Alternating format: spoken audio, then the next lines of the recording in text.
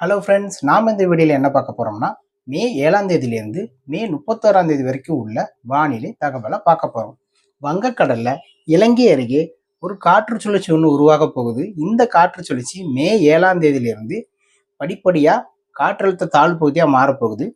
இந்த காற்றழுத்த தாழ்வு பகுதியானது இலங்கை அருகே வந்து தமிழ்நாடு கடற்கரையோகம் கடந்து ஆந்திரா வழியே அரபிக்கடலில் செல்ல போகுது.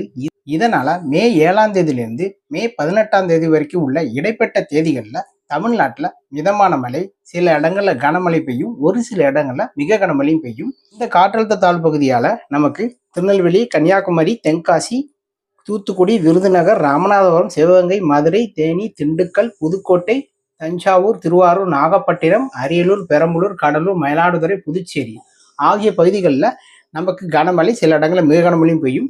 இதே போல மேற்கு மாவட்டங்களான கோயம்புத்தூர், திருப்பூர், நீலகிரி, ஈரோடு, சேலம், நாமக்கல், தருமபுரி, கிருஷ்ணகிரி, கள்ளக்குறிச்சி, விழுப்புரம், புதுச்சேரி, அரியலூர், பெரம்பலூர், திருப்பத்தூர், வேலூர், திருப்பத்தூர், ராணிப்பேட்டை, சென்னை, திருவள்ளூர், காஞ்சிபுரம், செங்கல்பட்டு ஆகிய பகுதிகளில் நமக்கு மிதமான மழை, சில இடங்களில் கனமழையும் பெய்யும்.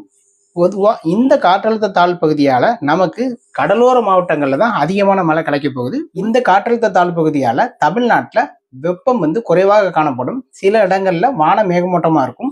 மதியம், மாலை அல்லது இரவு அல்லது அதிகாலை நேரங்களில் மிதமான மழை, சில இடங்களில் கனமழை, ஒரு சில இடங்களில் மிக கனமழையும் பெய்யும். இதற்கு பிறகு மே 19ஆம் தேதியிலேருந்து மே 31ஆம் தேதி வரைக்கும் உள்ள இடைப்பட்ட தேதிகளில் மீண்டும் ஒரு காற்று சுழற்சி உருவாக போகுது. இதனாலையும் தமிழ்நாட்டில் மாலை இரவு மழை கிடைக்க போகுது.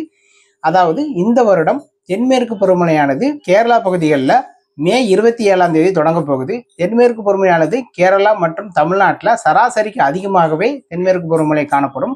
இந்த மே மாதத்தை பொறுத்த வரைக்கும் வெப்பநிலை வந்து குறைவாக காணப்படும். சில நாட்கள் மட்டும் வெப்பநிலை அதிகமாக இருக்கும். மழையானது மாலை அல்லது இரவு அல்லது அதிகாலை நேரங்களில் மிதமான மழை, கனமழையும் பெய்ய போகுது. இதற்கு பிறகு ஜூன், ஜூலை, ஆகஸ்ட், செப்டம்பர் ஆகிய 4 மாதங்கள் தென்மேற்கு பருவமழையானது சராசரியாக இருக்கும். விவசாயிகள் பொறுத்த வரைக்கும் வானிலை இருந்து நீங்க விவசாய பணிகளை மேற்கொள்ள வேண்டும். ஏன்னா நாம எதிர்பார்க்கிற நேரங்களில் மழை இருக்காது. மழை கொஞ்சம் அதிகமா இருக்கும், சில இடங்களில் குறைவாக காணப்படும். அதனால மழை நீரை சேமிச்சு நீங்க விவசாய பணிகளை மேற்கொள்ள வேண்டும். வானிலையை பொறுத்த வரைக்கும் ஒவ்வொரு நாளும் பல மாற்றங்கள் காணப்படும். ஸோ தொடர்ந்து இந்த சேனலை சப்ஸ்கிரைப் பண்ணி வச்சுக்கோங்க. அப்படி பெல் ஐகான் கிளிக் பண்ணி வச்சுக்கோங்க. அப்பதான் நான் கொடுக்குற வானிலை தகவல் உங்களுக்கு வந்து சேரும். மீண்டும் அடுத்த வீடியோல வேறொரு நாள் வானிலை தகவலோட உங்களை சந்திக்கிறேன். நன்றி, வணக்கம்.